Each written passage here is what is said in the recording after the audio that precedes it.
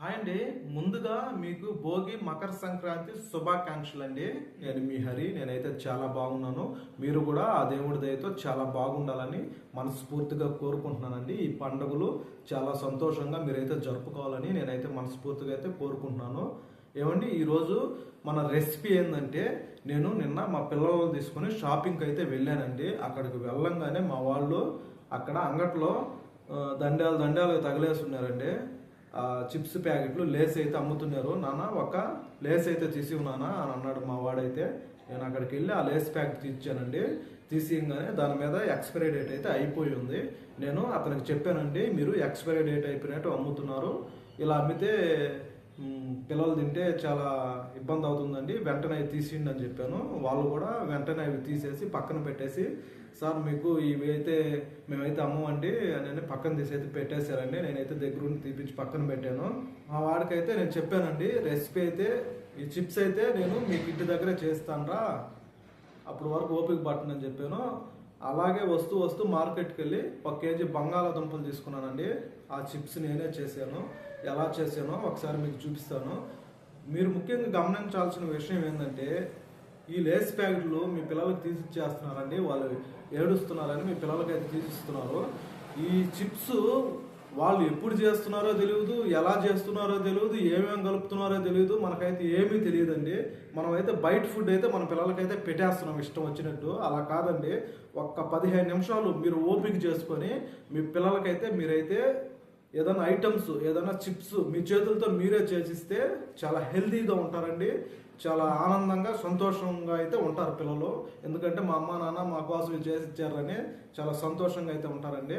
ఒక్క 15 నిమిషాలు దయచేసి మీ పిల్లల కోసం కేటాయించి మీ పిల్లల కోసం ఏదైనా రెసిపీ చేసి పెట్టండి, చాలా బాగుంటుంది. మీరైతే బయట ఇలాంటివి అస్సలు తీసియద్దండి. చాలామంది తీసిచ్చేస్తున్నారు. అలా తీసిచ్చడం వల్ల చాలా ఆరోగ్య సమస్యలు అయితే వస్తున్నాయి. దయచేసి మీరు గమనించగలరు. మీ చేతులతో మీరే పిల్లలకి ఏదైనా చేసి పెట్టండి, అంతేగాని బయట ఫుడ్ అయితే పెట్టద్దు. ఎప్పుడైనా తప్పనిసరి అయితే తప్పక కానీ అదే పనిగా తీసియొద్దండి. ఇప్పుడు మనం లేట్ చేయకోకుండా మన రెసిపీ ప్రాసెస్లోకి వెళ్ళిపోదామండి. వీడేంద్ర శుద్ధి చెప్తున్నారు అనుకుంటున్నారా? కాదండి, నేను చెప్పేది 100% కరెక్టు. నా వల్ల కొంతమంది అయినా మారుతారని నేను చెప్తున్నానండి. ఎందుకంటే ఇది 100% కరెక్ట్. ఎందుకంటే వాళ్ళు దాంట్లో ఏమేమి ఫుడ్ ఏమేమి కలుపుతున్నారో మనకు ఆ దరిద్రమే తెలియదండి. అందుకోసం నేను చెప్తున్నాను. దయచేసి ఆలోచించి మీరే మీ పిల్లల్ని మంచి మార్గంలో నడిపించండి. బయట ఫుడ్కి అలవాటు చేయకండి. ఇప్పుడు మనం లేట్ చేయకోకుండా ప్రాసెస్లోకి అయితే వెళ్ళిపోదాం. చూడండి, నేను 1 కేజీ బంగాళాదుంపలు అయితే తీసుకున్నానండి. ఇవైతే బాగా కడుక్కొని వేరే బౌల్లోకి అయితే తీసుకున్నాను. మీరైతే చాలా నీట్గా అయితే కడుక్కోవాలండి ఇవైతే. ఇప్పుడు చూసారు కదా, ఇది మీ ఇంట్లోనే అవైలబుల్గా ఉంటుందండి. దీనికి పైన ఒక రేకులాగా ఉంటుంది. అందులో మీరు పెట్టి రుద్దారంటే మనకి చిప్స్ లాగా అయితే కట్ అయిపోద్దండి. మీరు బంగాళాదుంప కొంచెం పెద్ద సైజులో రావాలంటే కింద మొన ఉంది కదండి, కొంచెం అలా కట్ చేసుకొని చూడండి, పైన ఉంది కదా, ఈ విధంగా ప్రెస్ చేయండి. మీకైతే చిప్స్ లాగా బంగాళాదుంప అయితే కట్ అయిపోయి పక్కన అయితే పడిపోద్దండి. ఇంతేనండి, చాలా సింపుల్గా అయితే మన ఇంట్లో దొరికే కట్టర్తోనే మనం నీట్గా అయితే చేసుకోవచ్చండి. చూడండి చిప్స్ ఎలా వచ్చాయో, ఈ విధంగా అయితే మనకి చిప్స్ తెగి పక్కన పడతాయండి. అన్ని ఇదే విధంగా మనం అయితే కట్ చేసుకోవాలి.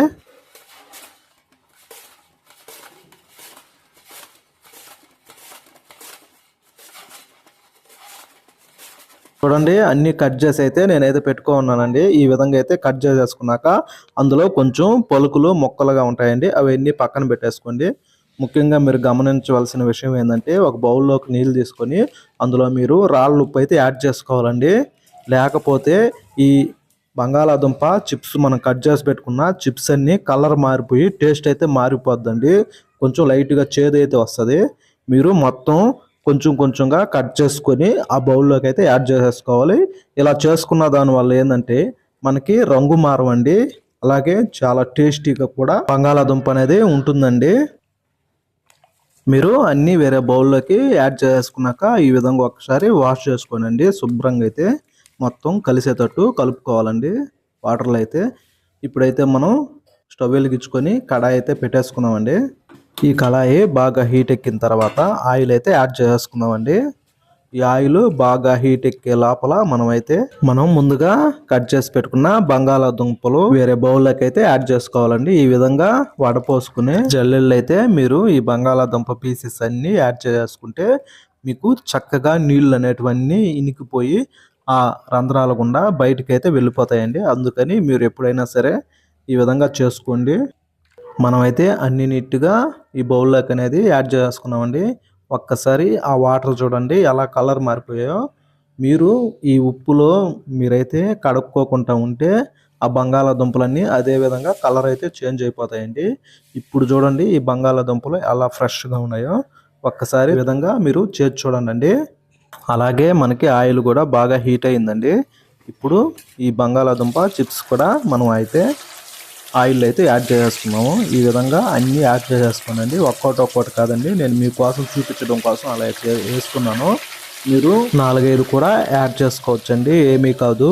అవి ఆయిల్లో పడంగానే మనకి విడిపోతాయండి, సపరేట్గా అయితే వచ్చేస్తాయి. మీరేమీ కంగారు పడాల్సిన అవసరం లేదు, అతుక్కుంటాయి అని మీకు ఏమి డౌట్ వద్దండి. అవి సపరేట్గా అయితే మనకైతే వచ్చేస్తాయండి నీట్గా. ఏమండి ఇవైతే బాగా బ్రౌన్ కలర్ వచ్చేదాకా మీరైతే నీట్గా ఫ్రై చేసుకోవాలండి. కొంచెం అలా ఇలా కలుపుకుంటూ మీరైతే ఫ్రై చేసుకోండి అండి. ఇవైతే విరిగిపోవు, మీరు అట్లా కలుపుకున్నా ఇవైతే విరగవండి. చాలా బాగా అయితే మనకి చిప్స్ అయితే చాలా బాగా అయితే వస్తాయండి.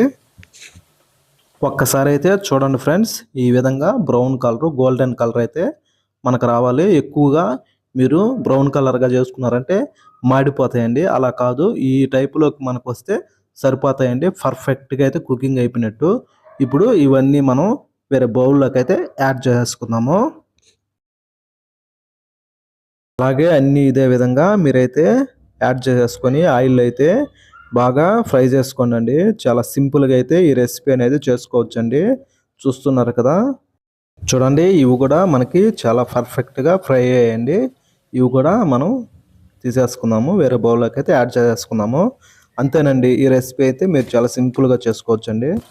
అలాగే చూడండి, ఒక 1/2 స్పూను నేనైతే సాల్ట్ తీసుకున్నాను. అలాగే 1 స్పూను కారం అయితే తీసుకున్నాను.